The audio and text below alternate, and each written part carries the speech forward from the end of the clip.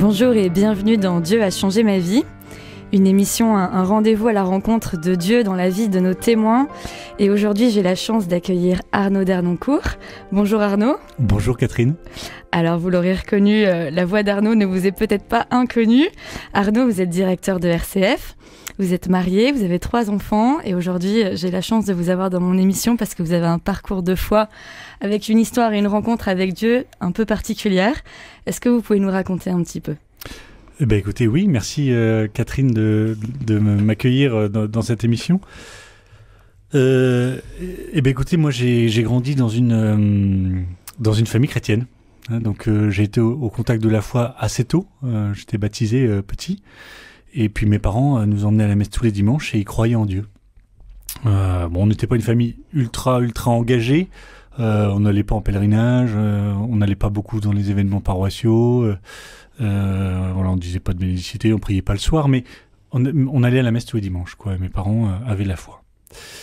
Donc ça a été un premier contact avec la personne du Christ à travers la messe du dimanche. Et puis quand on m'a demandé de réfléchir un peu à ce témoignage, j'ai pris un peu de temps et j'ai relu un peu mon histoire et je me suis rendu compte qu'il y avait un moment marquant avec ma découverte de Jésus.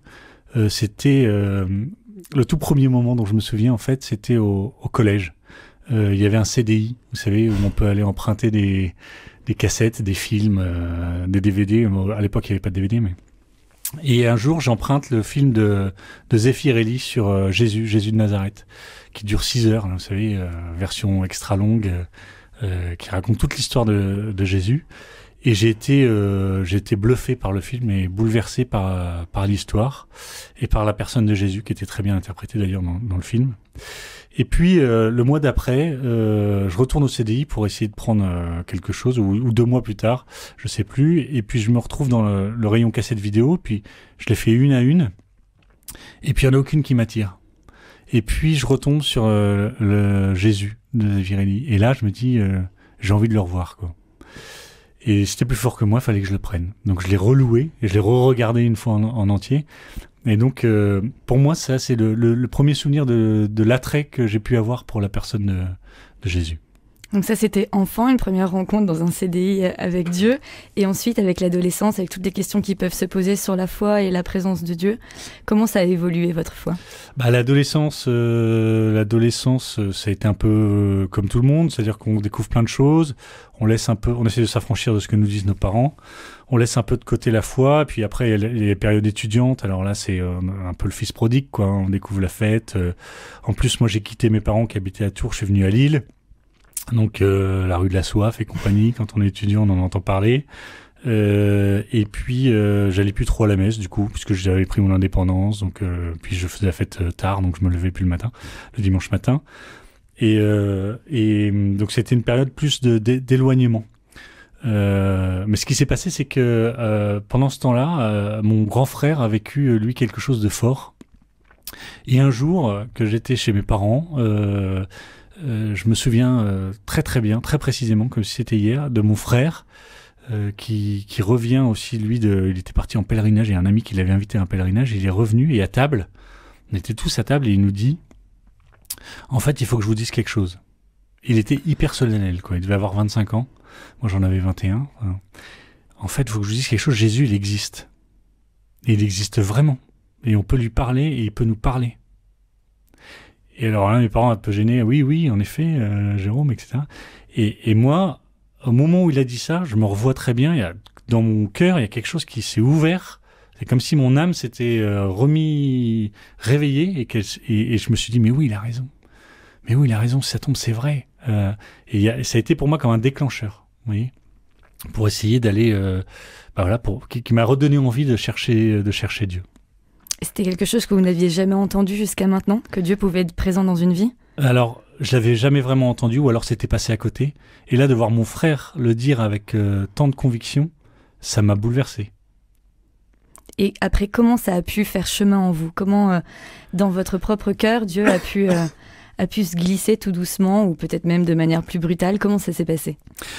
En fait, à partir de ce moment-là, j'étais encore étudiant, donc la vie étudiante continue, mais quelque chose avait changé au fond de moi.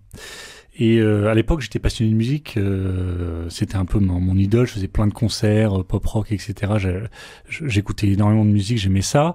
Et je trouve un stage pour aller faire un stage dans une des plus grosses maisons de disques de l'époque qui s'appelait EMI, qui a été rachetée, qui s'appelait EMI Music. C'était la maison de disques des Beatles, des Pink Floyd, de Radiohead. Le rêve. Compagnie. Pour moi, c'était le rêve. Et pour faire ce stage, il fallait que j'aille à Paris. Or, à Paris, j'avais pas de quoi me loger. Oui. Et donc, mon frère me dit, tu peux venir en coloc, je peux te loger. Ce fameux frère qui avait vécu sa conversion. Exactement. Et donc, j'ai passé 3 mois à ses côtés. Et quelque part, quand je relis ça, je me rends compte que ces 3 mois, c'était 3 mois voulus par le bon Dieu pour que je puisse discuter. Je me souviens de plein de soirées où on parlait, je lui posais plein de questions, et puis lui, il me parlait. On parlait de Dieu, il y avait des tas de bouquins, il lisait les pensées de Pascal, les confessions de Saint-Augustin, etc. Et moi, je me retrouvais avec tout ça dans les mains le soir aussi. Je découvrais qu'il avait un groupe de prière, des gars qui venaient dans son appartement pour prier, ils étaient hyper sympas, ils avaient l'air hyper joyeux, etc. Donc ça m'a profondément marqué. À tel point que je suis revenu de mon stage et j'ai comme fait un retour sur ma vie. Je me suis dit, mais ma vie, en fait, elle est vide, quoi. J'ai eu un gros coup de déprime. Donc un vide après une période d'exaltation où vous aviez découvert vraiment la foi. Exactement. Et un gros vide à tel point que je me souviens très bien, ça a duré peut-être 8 jours. Je ne sortais plus de ma chambre, je restais sur mon lit, je descendais manger, je remontais dans ma chambre. J'étais plus capable j'avais plus de joie. J'étais déprimé, quoi. Et à tel point que ça m'inquiétait, quoi. Ça inquiétait tous mes parents aussi. Et donc, à un moment donné, je me revois sur mon lit en train de crier intérieurement vers Dieu. Est-ce que vous avez été écouté ? Et c'est là où j'ai vécu, je crois... oui, j'ai vécu, j'en suis certain, c'était Jésus, quoi. Une rencontre avec Jésus qui est venue... c'est comme s'il était venu me tirer hors de l'eau. Oui, Physiquement. C'est-à-dire que j'étouffais, j'étais déprimé, je voyais plus le sens de la vie et j'ai crié vers lui en disant mais me laisse pas, quoi. Et il m'a sorti. Et j'ai tout de suite j'ai goûté une paix que je connaissais pas, quoi. Une paix et une présence. C'était clair que c'était Jésus pour moi. Et comment est-ce que ça s'est traduit dans les semaines qui ont suivi ? Et ben alors après ce moment-là, je retrouve pied. Et puis au fond de moi, je me dis mais qu'est-ce qui s'est passé, quoi ? C'est Jésus qui est venu me voir, etc. Donc ça, il y a un truc, quoi, qui est un peu étrange à expliquer. Et après, j'ai comme une confirmation de sa présence, mais à la messe. C'est-à-dire que je retourne à la messe, du coup, à Saint-Maurice, à Lille, je me souviens très bien. Et au moment de la consécration et de la communion, là, je retrouve cette présence, cette paix qui vient et qui descend sur moi à tel point que j'en pleure. J'en pleure des larmes de consolation, de paix, de joie, comme si j'avais trouvé ce que je cherchais depuis toujours, quoi. Et donc, quand je relis ça, je me rends compte que le bon Dieu, il a voulu montrer sa présence dans l'Eucharistie, quoi. Et puis après, je retournais à la messe très souvent, quoi, parce que j'avais trouvé une source de paix, de joie, d'amour, un peu surnaturel, quoi. Et puis je me suis mis à lire des bouquins sur Dieu, des livres, etc. Il y a un livre sur Mère Teresa qui m'a bouleversé, qui s'appelait Un chemin tout simple. Et j'ai découvert dans la vie de Mère Teresa une beauté qui m'a beaucoup attiré. Comment on fait quand on a vécu cette grande rencontre pour répondre à cette soif ? Comment est-ce qu'on fait ensuite pour pouvoir y répondre alors qu'on a une vie quand même d'étudiant ou de jeune professionnel ? Comment est-ce qu'on répond à cette soif ? Justement, moi j'étais un peu perdu parce que j'avais découvert ça, donc c'était devenu la seule chose à laquelle je pensais, qui avait du sens. Et je continuais mes études, je continuais à bosser. À l'époque, je travaillais au Colisée de Roubaix. Et puis, à la fin de mes études, je me dis, il faut que je prenne le temps de réfléchir sérieusement. Peut-être que c'est une vie consacrée à Dieu qui m'attend. Et donc, j'ai décidé de partir 6 mois en Inde, justement, parce que comme j'aimais Mère Teresa.